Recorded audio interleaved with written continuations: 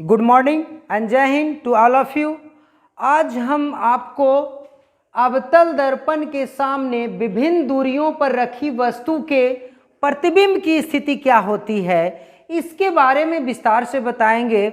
आप ये वीडियो को शुरू से अंत तक ज़रूर देखिए क्योंकि इससे बहुत सारे प्रश्न आपके एग्जामिनेशन पॉइंट ऑफ व्यू से बहुत इम्पॉर्टेंट है और हमने इसको बिल्कुल बारीकी से फिगर के साथ पूरा आपको डिस्क्रिप्शन करने की कोशिश किया है। इसलिए हमारे वीडियो को शुरू से अंत तक ज़रूर देखें कि अवतल दर्पण के सामने आखिर वस्तु को कहाँ रखेंगे तो प्रतिबिंब की स्थिति कहाँ होगी, कहाँ बनेगी।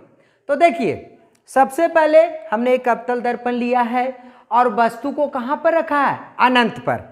आपको इसके पहले भी बता चुके हैं, एकदम प्रकाश का सबसे पहला वीडियो में हमने ये बताया था कि अनंत से आने वाली प्रकाश की किरणें आपस में समानांतर होती है।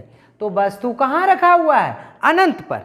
तो अनंत पर वस्तु रखा हुआ है तो उससे जो किरण आ रही है वो कैसी है, समानांतर है। अब देखिए, ये अवतल दर्पण है, अवतल दर्पण का ये बीच क्या है, ध्रुव है। ध्रुव को हम P से डिनोट किए हैं। अब देखिए, जब वस्तु अनंत पर है तो अनंत पर वस्तु है तो हम वस्तु को कैसे बना सकते हैं, तो उसका जो है आपतन हुआ है, आपतित किरण, अपरावर्तन के बाद फोकस बिंदु पर उसका प्रतिबिंब बना है। इतना छोटा प्रतिबिंब बना है कि इसे हम आपको दिखा नहीं सकते हैं। तो ये जो वस्तु का प्रतिबिंब बना है फोकस पर, अनंत पर वस्तु रखा हुआ था और इसका प्रतिबिंब बना है फोकस पर, तो बहुत ही छोटा बना है। देखिए, हमने यहाँ पे एक टेबल बना के भी लिखा है कि आप वीडियो पॉज करके लिख लीजिएगा तो आपको बिल्कुल अच्छी तरह से समझ में आ जाएगा। देखिए, हमने वस्तु को कहाँ रखा है, अनंत पर, तो उसका प्रतिबिंब कहाँ बना है, फोकस पर बना है।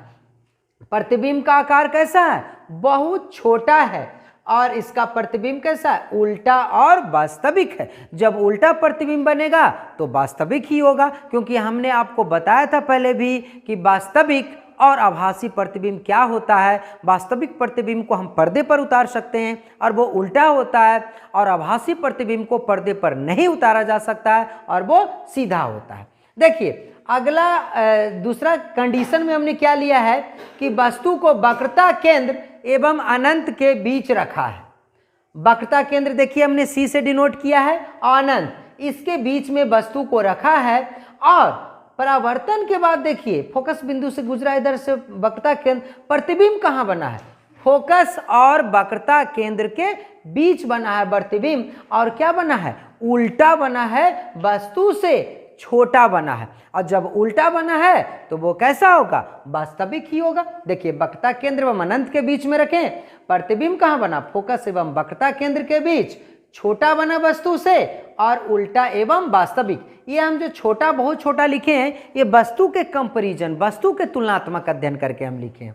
ठीक, देखिए ऐसे भी ध्यान रखिएगा कि इधर से वस्तु आते जा रहा है धीरे धीरे दर्पण के पास, अनंत पर था तो फोकस पर बना, फिर थोड़ा सा और पास आया, वक्रता केंद्र अनंत के बीच में वस्तु रखें तो प्रतिबिंब कहाँ बना, फोकस और वक्रता केंद्र के बीच में। मतलब वस्तु इधर खिसक रहा है, प्रतिबिंब उसी दिशा में जा रहा है। देखिए, तीसरा कंडीशन है वक्रता केंद्र पर वस्तु रखते हैं। तो जब हम वक्रता केंद्र पर वस्तु रखते हैं तो प्रतिबिंब भी वक्रता केंद्र पर ही बनता है, और जितना वस्तु की आकृति है उतना ही बड़ा साइज का उसका प्रतिबिंब भी बनता है, लेकिन उल्टा और वास्तविक बनता है। ये प्रश्न हमेशा एग्जामिनेशन में आता है कि अवतल दर्पण के सामने वस्तु को कहाँ रखने पर प्रतिबिंब समान साइज का बनेगा, समान आकार का बनेगा। तो वस्तु को कहाँ रखेंगे, वक्रता केंद्र पर, तभी उसका प्रतिबिंब वक्रता केंद्र पर ही बनेगा और बराबर बनेगा, उल्टा और वास्तविक बनेगा। अब देखिए, इधर आ रहा है वस्तु, प्रतिबिंब इधर जा रहा है धीरे धीरे, फिर फोकस तथा वक्रता केंद्र के बीच ले आए, किसको, वस्तु को। देखिए, ये वस्तु है, फोकस और वक्रता केंद्र के बीच रखे, इसका प्रतिबिंब कहाँ बना, तो देखिए वक्रता केंद्र और किसके बीच में, अनंत के बीच में बना, और वस्तु से क्या बना, बड़ा बन गया प्रतिबिंब। देखिए, हम ला रहे हैं वस्तु को इधर, प्रतिबिंब उधर ही जा रहा है। हाँ, तो देखिए ध्यान देते चलिए, फिर हमने वस्तु को कहाँ रखा, फोकस पर। तब फोकस पर वस्तु को रखा तो देखिए, वस्तु जब अनंत पर स्थित था तो प्रतिबिंब कहाँ बना था, फोकस पर। तो इस बार हमने वस्तु को ही फोकस पर रख दिया है, तो प्रतिबिंब जाहिर सी बात है कहाँ बनेगा, अनंत पर बनेगा, और वस्तु से क्या बनेगा, बहुत बड़ा बनेगा, और बहुत बड़ा और साथ ही साथ उल्टा और वास्तविक बनेगा। अब देखिए छठा कंडीशन, हमने इसको और नजदीक ले आया, फोकस और ध्रुव के बीच ले आया, तो अब अनंत पर प्रतिबिंब बन गया था फोकस पर ही, और कहाँ बनेगा भाई। तो अब ऐसा कंडीशन में क्या करता है ने कि प्रतिबिंब जो है दर्पण के पीछे बन जाता है। देखिए हमने वस्तु की स्थिति कहाँ रखी है, फोकस तथा ध्रुव के बीच, तो प्रतिबिंब कहाँ बना है, दर्पण के पीछे, और वस्तु से क्या बना, बड़ा बना। तो चूंकि दर्पण के पीछे बना इसलिए इससे बना प्रतिबिंब क्या हो गया, सीधा और आभासी। जब सीधा बना तो आभासी ही बनेगा, आभासी को ही हम क्या बोलते हैं, काल्पनिक बोलते हैं।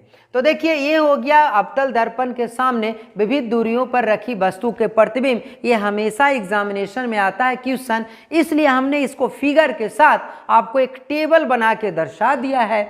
आप इसको वीडियो पॉज करके आराम से लिख सकते हैं, बाद में देखिएगा आपको बिल्कुल अच्छी तरह से समझ में आ गया। ऐसे हमने बताया तो यहाँ तक समझ में आ गया होगा आपको बिल्कुल अच्छी तरह से। देखिए इसके बाद हमको एक छोटा सा टॉपिक इसमें और टच करना है। वो टॉपिक क्या है, चिन्ह परिपाटी, साइन कन्वेंशन। ये चिन्ह परिपाटी क्या होता है, देखिए हमने इसमें वस्तु की स्थिति बताया और वस्तु के बाद किसकी स्थिति बताया, प्रतिबिंब की। तो वस्तु की स्थिति और प्रतिबिंब की सही स्थिति की पता करने के लिए ही हम चिन्ह परिपाटी का उपयोग करते हैं। और चूंकि इसका प्रयोग हम निर्देशांक अक्ष के सापेक्ष करते हैं उसी के कंपैरिजन करके, तो इसलिए इसे निर्देशांक परिपाटी या निर्देशांक चिन्ह परिपाटी भी कहा जाता है। हम लोग जैसे निर्देशांक ज्यामिति में पढ़ते हैं बस उसी प्रकार हमने दो अक्ष लिया, देखिए एक्स अक्ष और वाई अक्ष। तो यहाँ पे जो दोनों कटान बिंदु होता है मिलता है, इस बिंदु को मूल बिंदु कहा जाता है। इस बिंदु को क्या कहा जाता है, मूल बिंदु। लेकिन चूंकि यहाँ पे दर्पण है तो दर्पण है या फिर इसमें लेंस भी हो सकता है। लेंस के चर्चा हम नेक्स्ट चैप्टर में करेंगे, अभी तो दर्पण के बारे में ही पढ़िए। तो ये जो दर्पण है, दर्पण का जो बीच वाला पॉइंट होता है जिसे हम पी ध्रुव कहते हैं, वही गोलीय दर्पण का ध्रुव जो है यहाँ पे मूल बिंदु कहलाएगा। गोलीय दर्पण का ध्रुव भी क्या कहलाएगा, मूल बिंदु कहलाएगा। अब मूल बिंदु से देखिए कैसे कैसे चलते हैं, तो क्या क्या होता है, प्रतिबिंब और वस्तु की सही स्थिति इसी से पता चलेगा आपको। देखिए ये हमारा आपतित किरण की आपतित प्रकाश हो रहा है, इसका दिशा बता रहा है, ठीक है। अब देखिए आपतित प्रकाश की दिशा को बता रहा है जनरली। अब अगर मूल बिंदु अर्थात ध्रुव, यहाँ पे क्या है, ध्रुव है मूल बिंदु। ये नहीं कि मैथ में नहीं चले जाइएगा कि मूल बिंदु को ओ से जनरेट किया जाता है सर, नहीं, ये फिजिक्स है, चिन्ह परिपाटी पढ़ रहे हैं। इसमें जो दर्पण का मूल बिंदु होता है वो उसका ध्रुव होता है। अगर ध्रुव अर्थात मूल बिंदु से बाईं ओर कोई वस्तु या फिर प्रतिबिंब हो तो उसके बीच की दूरी को हम किस चीज में लेंगे, ऋणात्मक में लेंगे, माइनस में लेंगे। अगर मूल बिंदु से दाईं ओर अगर दूरी हो तो उसको किस में लेंगे, धनात्मक में। ये तो निर्देशांक ज्यामिति में भी हम लोग करते हैं, है ना। तो इसमें दूरियां क्या चीज मिलेंगे, धनात्मक में। ठीक इसी प्रकार अगर ऊपर है, मुख्य अक्ष से कहाँ है, ऊपर की ओर दूरी है, तब मुख्य अक्ष से ऊपर की ओर दूरी लेंगे तब उसे हम धनात्मक में लेंगे। और मुख्य अक्ष से यदि नीचे की ओर दूरी लेंगे तो उसे हम क्या चीज में लेंगे, ऋणात्मक लेंगे। अब इसमें कुछ कुछ बात जान लीजिए कि अवतल दर्पण में जनरली क्या होता है। देखिए आप अवतल दर्पण में हमने पहला पॉइंट लिखा है कि अवतल दर्पण में आर डेट मीन्स वक्रता त्रिज्या एवं स्मॉल एफ मतलब फोकस दूरी। अवतल दर्पण में वक्रता त्रिज्या एवं फोकस दूरी ऋणात्मक होती है।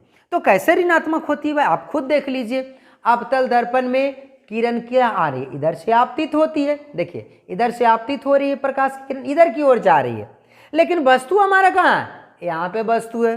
प्रतिबिंब कहाँ है, यहाँ पे है। अब बताइए आपतित किरण की दिशा में है कि ये आपतित किरण के विपरीत दिशा में, विपरीत दिशा में है। और मूल बिंदु समझिए ध्रुव का, तो ध्रुव के इधर में हो गया, बाएं तरफ हो गया। तो ध्रुव के बाएं तरफ होगा तो दूरी को हम किस चीज में लेंगे, ऋणात्मक लेंगे। तो डैट्स भाई अवतल दर्पण में वक्रता त्रिज्या और फोकस दूरी का मान ऋणात्मक होता है। ठीक इसी प्रकार उत्तल दर्पण में हम जानते हैं कि जो वक्रता त्रिज्या होता है और फोकस दूरी होता है वो दर्पण के पीछे होता है। डैश भाई इसमें वक्रता त्रिज्या और फोकस दूरी का मान धनात्मक होता है, प्लस में लेंगे। उसी प्रकार अवतल लेंस, जब लेंस में हम लोग पढ़ेंगे तो अवतल लेंस में फोकस दूरी ऋणात्मक होती है, उत्तल लेंस में फोकस दूरी धनात्मक होती है। और लेंस की क्षमता, जब लेंस पढ़ेंगे तो लेंस की क्षमता के बारे में भी पढ़ेंगे कि लेंस की क्षमता के चिन्ह वही होते हैं जो उनकी फोकस दूरी के होते हैं। अर्थात लेंस की क्षमता, यदि अवतल लेंस की क्षमता की बात है तो अवतल लेंस की क्षमता भी क्या होगी, ऋणात्मक होगी, चूंकि फोकस दूरी ऋणात्मक है। उसी प्रकार उत्तल लेंस की क्षमता की बात कहेगी तो वो क्या होगी, धनात्मक होगी, क्योंकि उत्तल लेंस की फोकस दूरी क्या है, धनात्मक। आप यहाँ पे ये भी प्रश्न कीजिएगा कि सर ये आपने धनात्मक और ऋणात्मक माइनस और प्लस क्या करने लगे।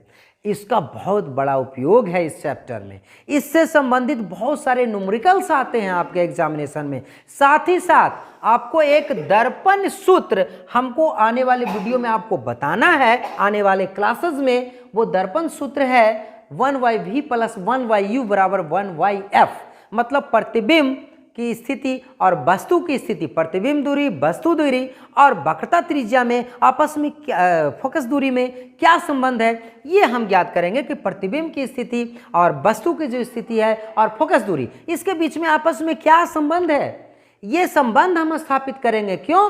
क्योंकि ये प्रश्न संबंध स्थापित करने वाला आपके एग्जामिनेशन में 5 नंबर का आता है। और 5 नंबर के साथ साथ इससे बहुत सारे न्यूमेरिकल्स भी आते हैं कि अगर वस्तु दूरी ये है, प्रतिबिंब दूरी ये है, तो फोकस दूरी क्या होगी।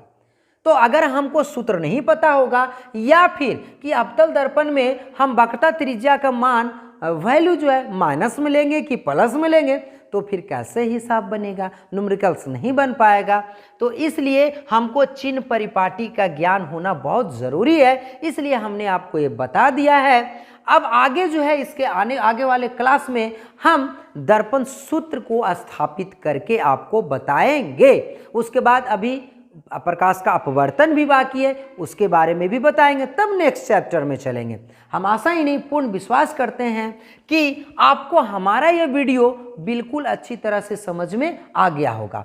तो हमारा वीडियो आपके मित्रों के पास भी और भी किन्हीं के पास जल्द से जल्द पहुँचे, उनको भी बहुत अच्छी तरह से समझ में आए, तो हमारे वीडियो के नीचे यूट्यूब चैनल के नीचे जो लाल रंग का सब्सक्राइब बटन है उसको दबाना ना भूलें। आज के लिए इतना ही, धन्यवाद।